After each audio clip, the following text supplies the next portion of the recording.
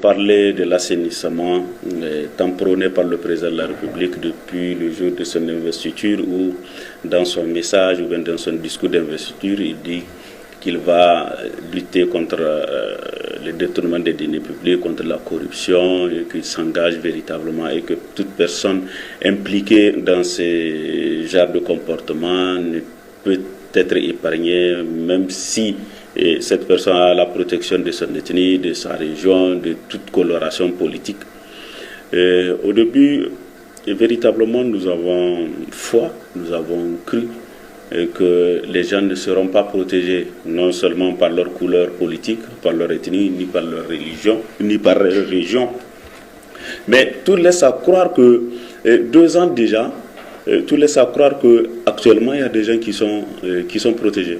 Je ne sais pas par la couleur politique, par leur religion ou bien par leur appartenance ethnique, mais toujours est-il que dans leur propre rang, dans son propre camp, il y a des gens qui sont protégés, il y a des gens qui sont intouchables.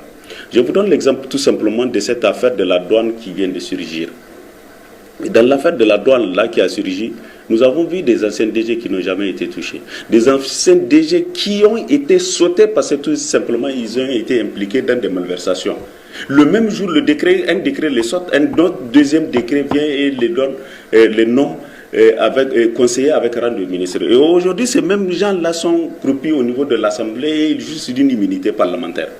Donc, vous voyez, 2 poids 2 mesures par rapport. Et actuellement, il y a 2 des anciens DG qui croupissent en prison. Alors qu'ils ont fait les mêmes pratiques, ils ont été épinglés par les mêmes pratiques.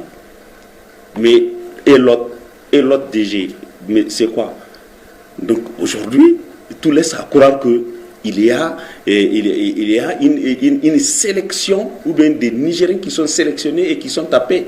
En réalité, quand aujourd'hui je vois la Harsa, je suis totalement d'accord qu'il y ait de l'équité, qu'il y ait de la justice dans le traitement de concours et autres. Et quand on prend juste quelques individus qui ont juste favorisé une nièce ou bien un neveu ou bien peut-être même sur l'injection d'un membre du gouvernement, on les arrête, on les envoie en prison. Je ne dis pas qu'on ne les envoie pas en prison. Mais est celui qui vole l'argent du ministère de la Santé et quelqu'un qui vole l'argent du ministère de l'Éducation. Parce que le ministère de la Santé, quand tu voles 1 million de francs CFA, imagine combien de personnes, la vie de combien de personnes tu mets en danger parce que tu les empêches d'avoir accès aux soins. Imagine quand tu voles 1 million destiné à l'éducation, combien d'enfants tu empêches d'aller à l'école. Imagine quand tu dépenses, quand tu voles 1 million du ministère de l'Agriculture, combien de personnes tu empêches d'avoir accès à une alimentation saine. Ou bien 1 million au ministère de l'Hydraulique, combien de personnes tu empêches d'avoir une eau potable. Alors qu'en contrepartie de ce que tu payes comme impôt, la première chose que l'État doit te garantir après la sécurité, c'est d'abord l'eau potable. Est-ce qu'on peut comparer ça à quelqu'un qui a juste favorisé un individu ou bien non, je pense que et c'est là où le bas blesse. Aujourd'hui, quand vous prenez la gestion du PUMLAN, de la Banque mondiale, mais aujourd'hui, on n'en parle même pas, alors que nous savons tous qu'il y a un ministre qui est mis en cause. Quand vous prenez aujourd'hui l'affaire de la Bagri, je vous donne un seul exemple. Mais tous ceux qui ont pris les débiteurs, tous ceux qui ont des comptes débiteurs au niveau de la Bagri, mais on ne les fait pas sortir, qu'on sorte la liste. Mais pourquoi ces gens-là n'ont pas été entendus à la PJ? On a arrêté que les agents, les directeurs et autres là, et on pense que c'est terminé. Alors que les gens déjà ont des comptes qui sont débiteurs de milliards. 500 millions, 1 milliard, 200 millions, leurs comptes sont débiteurs. Mais alors qu'ils n'ont présenté aucune garantie bancaire au niveau de la Bagri pour pouvoir encaisser cet argent-là. Mais ces gens-là, ils sont où?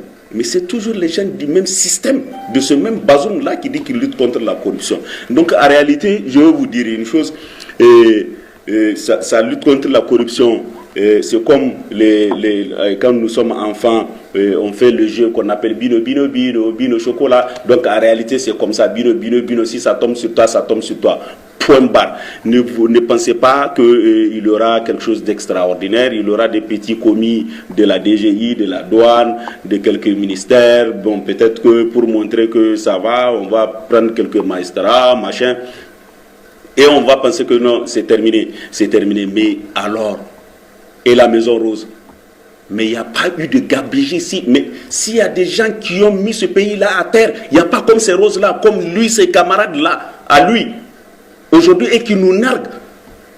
Quand vous prenez seulement le ministère de la Défense, quel est le ministre qui a été inquiété?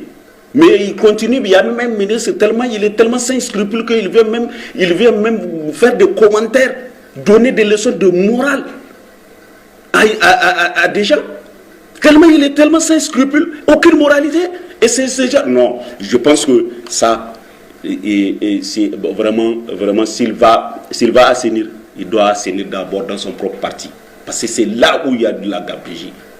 C'est là où les gens ont détourné. C'est même camarades là, du scène là, du machin là, qui ont géré là. Mais qu'on sorte le dossier, qu'on transmette les dossiers. Mais jusque-là, RAS, on a vu toutes ces histoires tout à l'heure, j'ai parlé de Pimlan. Il n'y a pas que ça. Nous avons porté plainte au niveau du doyen de juge par rapport à 40 dossiers, dont le dossier de Uranium Gate. Mais c'est 200 milliards, mais alors Uranium Gate c'est un dossier aussi, c'est l'argent du peuple, c'est l'argent des Nigériens. On veut savoir, ils ont dit qu'ils ont versé ça au niveau de la garde présidentielle. Mais quand tu prends l'argent pour le dépenser dans le cadre pour une dépense publique, il faut faire un collectif budgétaire. Et il n'y a jamais eu de collectif budgétaire pour pouvoir exécuter une dépense, même si c'est à la garde présidentielle, parce que c'est l'argent public. Donc il faut un collectif budgétaire. On a fait comment avec l'argent, même si c'est un franc. Et les Nigériens doivent savoir. Et les gens, aujourd'hui, personne n'en parle. Et qu'ils assainissent là-bas. Ce n'est pas venir prendre des petits agents, des machins, et faire du bruit, faire du topo pour dire que non, j'ai fait ça, j'ai arrêté un tel.